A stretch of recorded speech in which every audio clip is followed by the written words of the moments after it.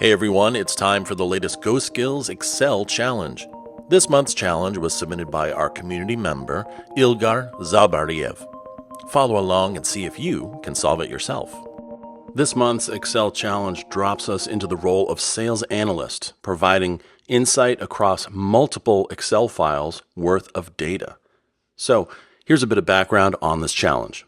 Each month, your sales team records its transaction data in a separate Excel file. The transaction data includes fields like product, price, quantity, and more. These monthly files are stored in one folder, but now you've been asked to provide some insight into this historical data.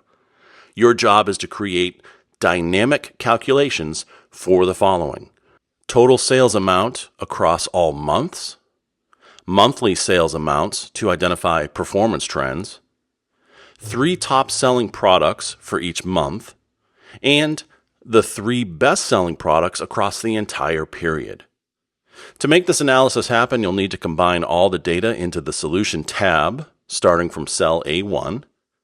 Once you've assembled all your data and determined your numbers, there's one more thing we'd like you to do. Drop the new file for a 9th month of data into the folder and refresh your query. This new data must be included automatically in both the consolidated dataset and the analysis results. So, can you figure it all out? This challenge is a great opportunity to strengthen your skills in Power Query, pivot tables, and dynamic reporting. You'll discover how Excel can turn scattered monthly files into a powerful automated dashboard that drives real business decisions. So, good luck and happy calculating. Do you have what it takes to complete this challenge? To get started, click the link below to download all the files you need.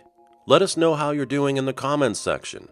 Or, even better, join the GoSkills Slack channel and chat with other Excel pros about your progress. Link in the description.